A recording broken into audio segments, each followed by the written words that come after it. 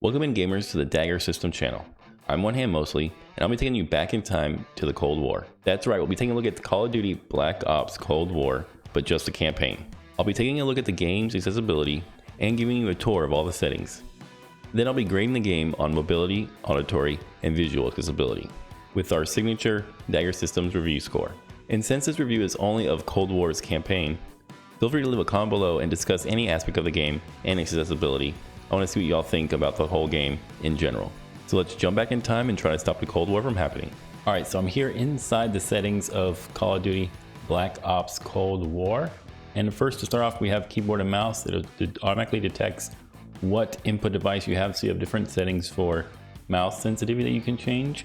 You go down to this advanced as well. Same thing with different mouse acceleration and smoothing and filtering. If we go to gameplay, here is where you can change for tapping and sliding for slide behavior, as well as toggle or holds or double tap for crouch, prone, sprint, and walk. And then the airborne mantle maneuver, if you have it on automatic, we will automatically mantle over nearby objects. We scroll down a little bit more from weapons and equipment, have all these on toggle, aim down sights, equipment, steady aim, and interact. All these are toggles, taps, or holds, depending upon the option. And then we can do the same thing for vehicles and score streaks. You can do it on aim based or standard. This will, if you're looking, depending upon where you're looking, on aim based, you will move towards the direction that you are looking, or alternate means you can look around and move left and right separately. More toggles and holds for the map and scoreboard behavior for multiplayer. And then you also have an auto sprint, sprint cancels, reload, parachute auto deploy, as well as some other mouse wheel inputs, weapon switch, and the changing of the zoom.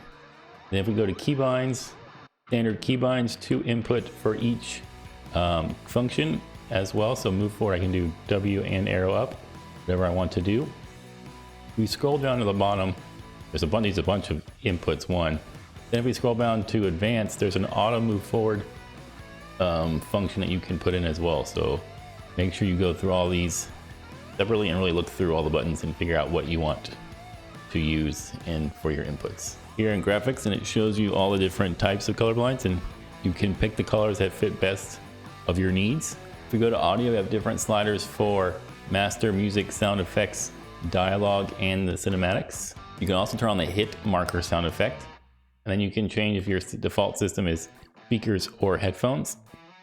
You can also customize the voice chat. There is no text-to-speech or speech-to-text for the voice chat if you do multiplayer. Now if we go to interface, you can turn the subtitles on or off. They have 2 subtitle sizes, regular and large. There's also a opacity background slider you can set, and you can also skip the introduction movie that plays when you first launch the game every time. Then you have options to customize the HUD elements, whatever is shown on your screen. And there's a bunch of HUD elements that you can show or hide depending upon what you want to show on the screen. Then if you're a person who plays with controller, we have a bunch of controller settings that you can have right here that customize how you play with controller. You cannot customize each button and change the remap of each button, but there are different sets for these. Like default, tactical, lefty, Charlie, one-handed. Hey, one-handed gunslinger, let's see what that's about. How does that look? That means everything's on one side, I believe. Yeah, the aiming and the firing is on one side, all on the left-hand side. That's pretty cool. It has different presets already enabled and set up.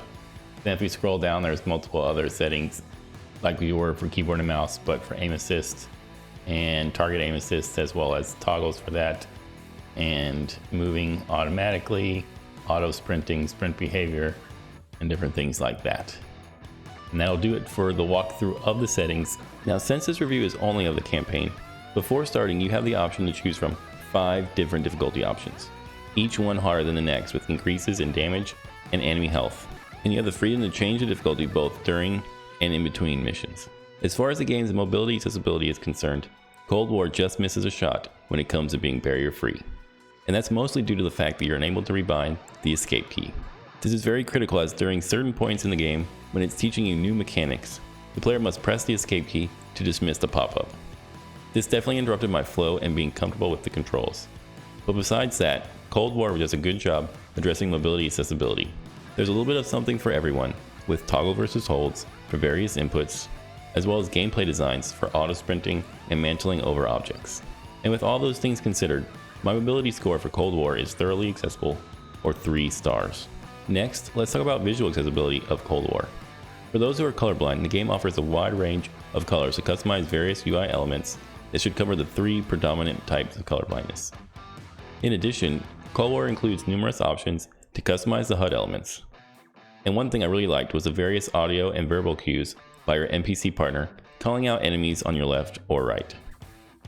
Though my only concerns for low to no vision players is the lack of being able to tell where you are on the map, or if you're running into the environment. So with all those things considered, I give Cold War 3 stars, or thoroughly accessible. Lastly, let's take a look at the game's auditory accessibility. Cold War offers subtitles as well as ways to customize the size and background opacity. In addition, there are multiple sliders to customize what sounds you want to hear. And even when the game gives you audio cues, it is also displayed visually as another way to prompt the player. However, I would like to see a text size slider, especially when viewing the evidence board before various missions. But it's pretty minor, but does help give more backstory to the story in the game.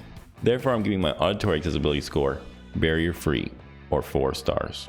If you have any questions regarding my review scores or any concerns, please leave a comment below. I'd love to address them or answer them and have a dialogue open about the game. That way we can continue to make gaming enabled.